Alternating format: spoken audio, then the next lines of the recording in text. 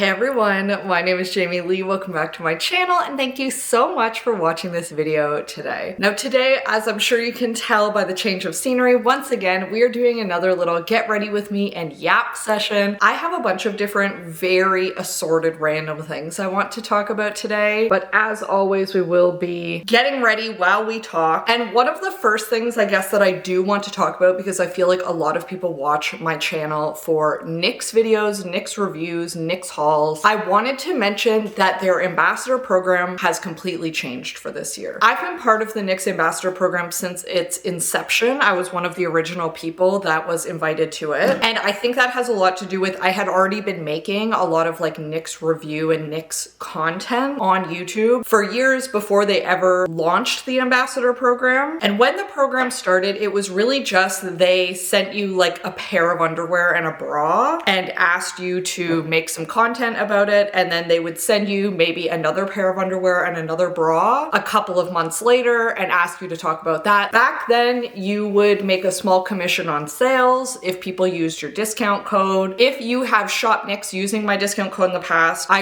really appreciate that. Thank you so much. And last year, they decided to change it to a tiered system where there was like bronze, silver, gold, and platinum tier creators based on how many sales you made. I was in the platinum tier, which meant I was getting a ton of free products every month, which also meant that I was able to make a ton of new content. I basically was able to try everything from Knix, release a bunch of new guides on their bras, their sports bras, their PJs, their swimwear, and really do like deep dives into a lot of their product lines because they were sending me so much free stuff. I regret to inform you that is completely different this year, and that was just this Merit Great Skin Moisturizer. When I first got this, I thought there was no product in it because it feels so light, but I've been using this for months now and I really like it. It is a primer and a moisturizer in one, and I feel like it looks really good, especially under cream products. So in general, this Knix ambassador program, if you're interested in knowing more information about it specifically or how ambassador or affiliate programs work, let me know, because before getting into this industry, I really didn't understand much about how they worked at all. Obviously, I'm in a couple of them now. Knix is my primary one, has always been my primary one, but this year it is changed completely again. And it does seem like obviously Knix is a smaller company. It's a newer company compared to a lot of other major companies out there. So they have definitely changed their affiliate program significantly more than any other ones that I am aware of or that I'm a part of. And that has been a little bit tricky to deal with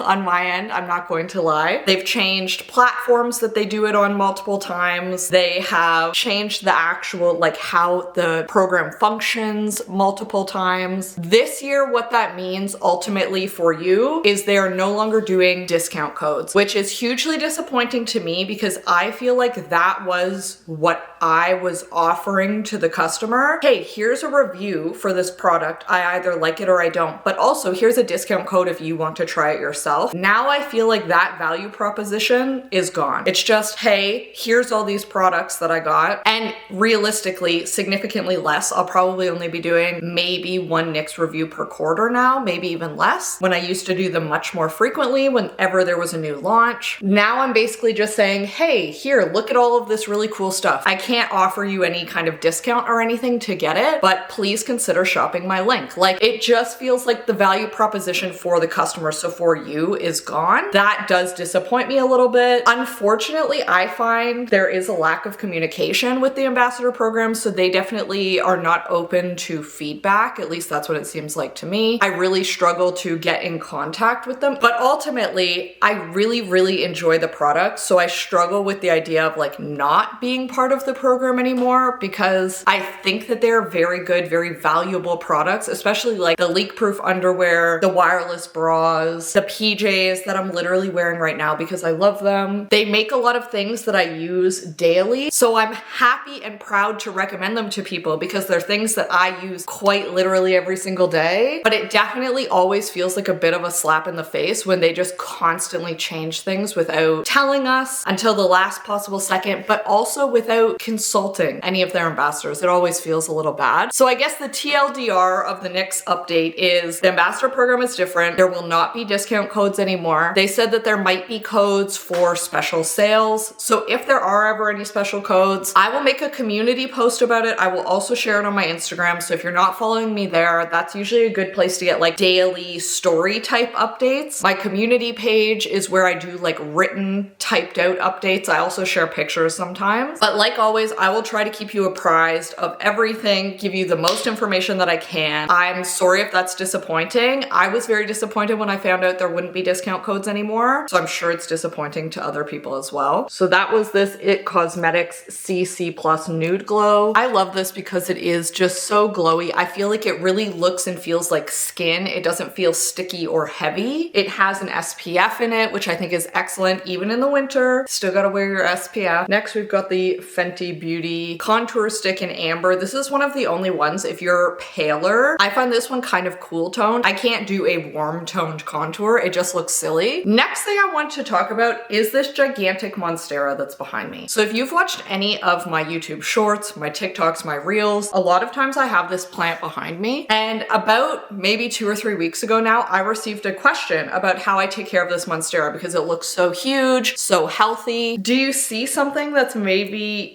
not so healthy here? Last week, I noticed this leaf was starting to yellow. And this is something where I am not a houseplant expert by any means. I have killed houseplants before. I would say I've definitely kept much more alive than I've killed, but I don't like buy houseplants ever. Literally every houseplant I own has either been given to me as a gift or I've received a tiny cutting from a friend's plant. That's, I would say 99% of the plants I own they started out as a teeny tiny cutting. So this Monstera started out as, I think, 2 leaves that very quickly split into 3. And I will show you a picture. That was in 2019.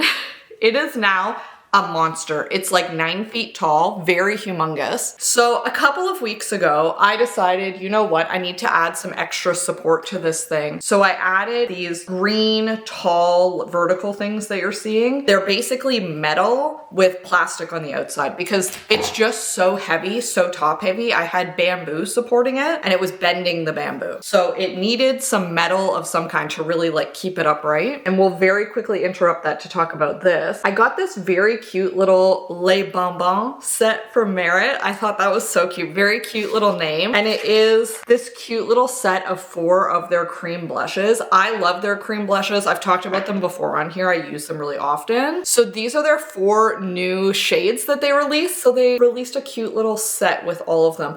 I'm not 100% sure if this is still available. If it is, I will link it down below. But in general, I definitely recommend the Merit blushes. They're very, very cute. And like I said, there's 4 different shades. So there's Le Bonbon, which is this pretty cool toned pink. La Seitan, which is more of like this slightly orangey, corally toned. Archival, which looks like it's going to be a bit more of a muted pink color, which so far, that's the one that I think I'm gonna use today. It looks really cute. And then Postmodern, which is obviously much darker. I guess we'll put this one at the top. I'm running out of arm space, which is more of like a berry tone. All of those very cute. One of the things I like about the Merit blush, you can put just a tiny amount and kind of blend it really nicely, but you can also pack a ton on for extra color payoff. Like it builds really well. I think today I'm going to use Archival. So what I usually do is just apply it directly to the face. It feels really good. It's like a creamy balm almost. And I put a tiny bit on the nose as well usually. And then you can use your fingers, or I have one of the little Merit blending brushes that I think is perfect for any cream-based product. And you just kind of blend it out. And I always prefer to tap to blend it versus like smearing. I just feel like it ends up looking a little bit nicer. I find that sometimes when you rub, you end up pilling your products or smearing them a little too much, wiping them off completely. So I find the stippling motion tends to really help with that. And I think that looks gorgeous. Once again, you can really layer this up if you want way, way more color payoff, but I do really like how that looks. Now, back to the plant. So I added those new support structures. About 2 weeks after I added them, I noticed this leaf going yellow. And at first I was like, oh no, did I like puncture too many roots trying to put these new supports in. And I was like, no, that's silly. Monsteras pretty much can last through anything. Like, it has to be something else. So I rush ordered a moisture meter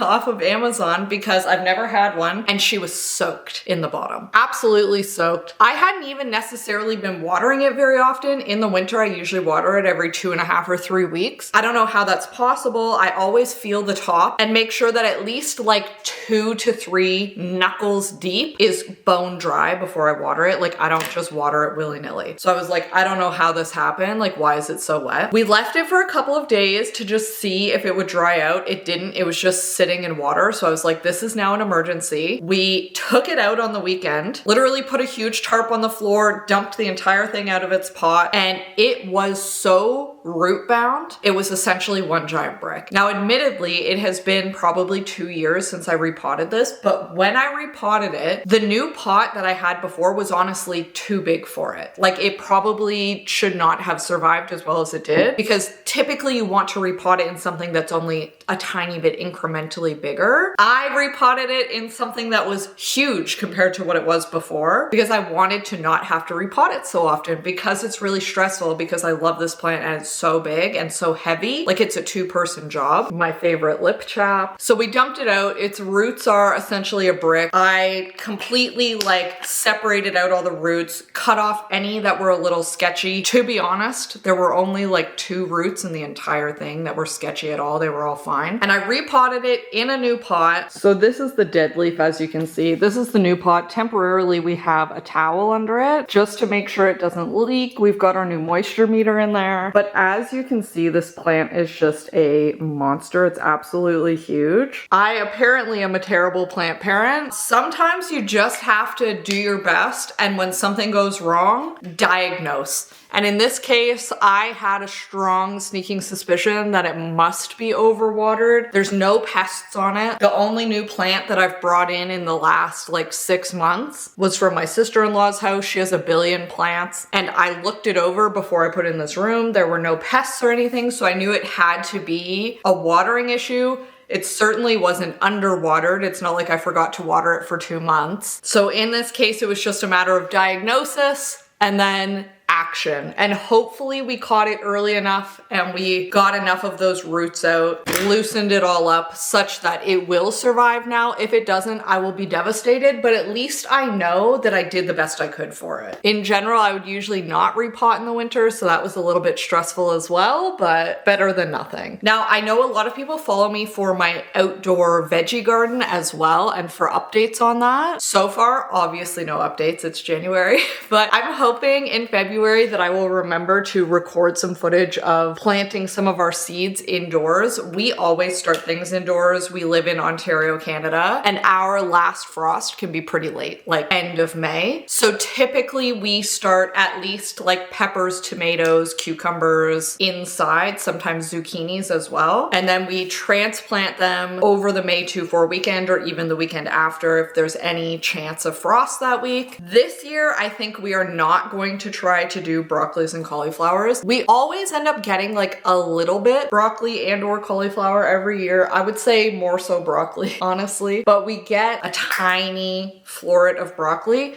It just doesn't feel worth it for how much space it takes up. So we always love beans. We do some kind of bush bean variety. You get so many, which is amazing just for like how much you get compared to how little work they take. We always do peas, just like sugar snap peas, so that you can just pick them and eat them or put them in a salad. Lots of different tomatoes, couple different varieties. We do peppers. Last year we got a great pepper harvest. Zucchinis, once again, we usually get an amazing harvest of zucchinis. Last year, they all drowned. Our entire garden was underwater for a significant period of time because we got like a freak amount of rainfall. And we always do carrots. We're actually still eating our carrots now. Like, we just took the last bunch out of the garden about a week ago. Even though they are fully under like a foot of snow back there, you can still just dig them out and eat them. They're actually perfect. And they're a lot sweeter if you leave them until it gets colder. At least here, once again, that could be different in other places. And like always, I'm using the Tower 28 mascara. I absolutely love this mascara. I think that it looks so cute. And a lot of other mascaras really irritate my eyes. I find that this one does not, and it doesn't look too clumpy, which I appreciate. Now, other things that have been going on recently, obviously, I don't know if you saw my video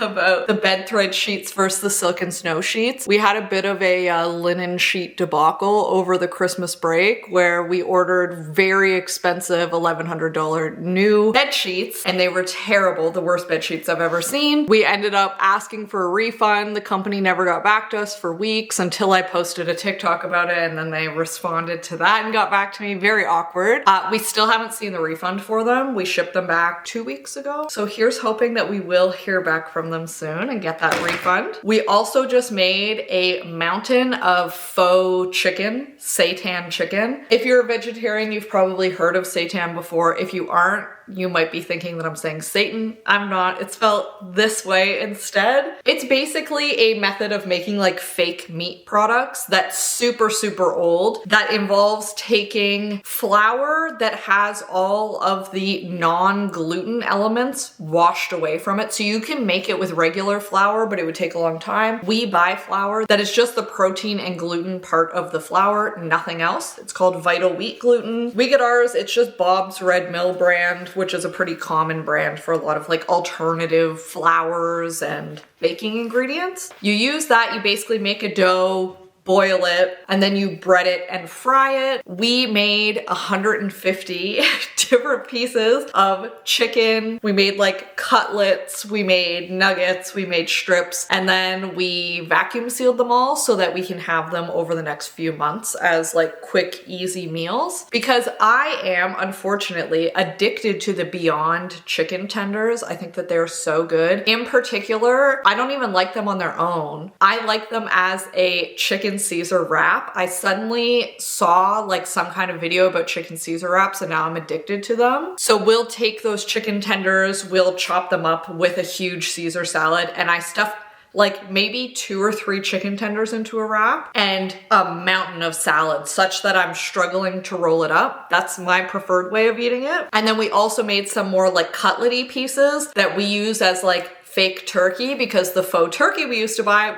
we can't find anywhere. And we'll bring that to like family Easter dinner where everybody's gonna be having ham or turkey or whatever, just so that we have like a little something, like a protein source, because it is a pretty high source of protein. And it always feels sad like only eating the sides. Like I would love to just eat the sides, don't get me wrong, but I feel like I should eat some protein, not just like potatoes and corn and rolls, you know? So if you're ever interested in learning how to make seitan chicken nuggets, let me know, I guess. I could film it next time we do it. We do have 150 of them, so it might be a while, but I could definitely try to film it. It is a very hectic and chaotic process where you're doing dishes like 3 times. And that's why we make a ton at once, because it is annoying to make them. Definitely more annoying than going to the store and buying like a chicken breast and breading it. But I don't eat chicken, so it is what it is. And the last thing I super quickly want to talk about. I got these dishes for Christmas. If you saw a previous one of these like Yap videos that I made, I talked about how I've always wanted a set of this Fable dinnerware. Well, my mom bought it for me for Christmas. Thank you, Mom. We ended up buying a second set because we entertain really often. So we need like at least 8 of everything. And the set that she bought us was perfect. Every single one, not cracked, not chipped, nothing. The set that we bought ourselves, a couple of them had like pretty bad cracks or chips in them when we got them. Emailed the company, they immediately sent us replacements for any that had like cracks or chips. This one, I'm not sure how well you can see, but it has a pretty bad chip on the bottom. And it's hard to tell, but that's very deep, and then it has little hairline cracks coming off of it. So I assume it like got dropped on a stone or something. Like that's what it looks like to me anyways, like it got dropped on something. So they sent us all new replacements immediately. We already received them. Like I only requested them last week and we got them already. But I love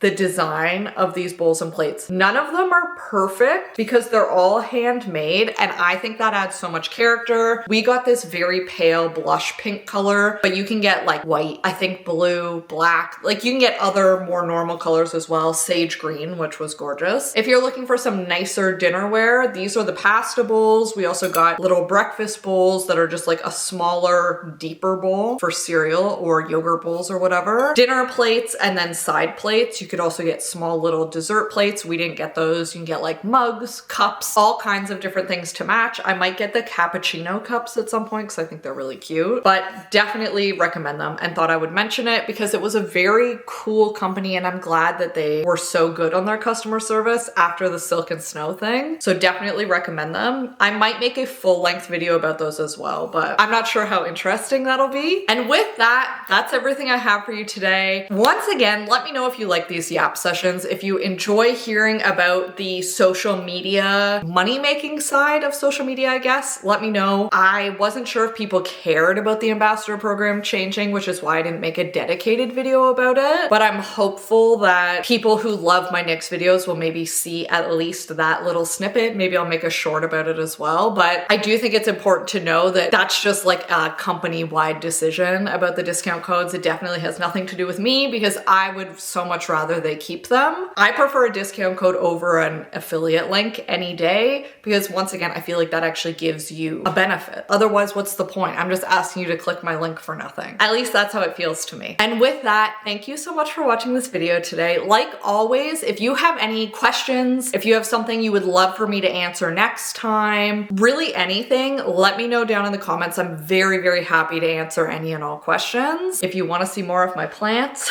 let me know. I'm happy to give you a little bit of a tour. I have some that are doing amazing and some that are doing terrible. Just depends on the day, to be honest. And like always, thank you so much for watching this video. I hope you have a fabulous day and that I'll see you next time. Bye!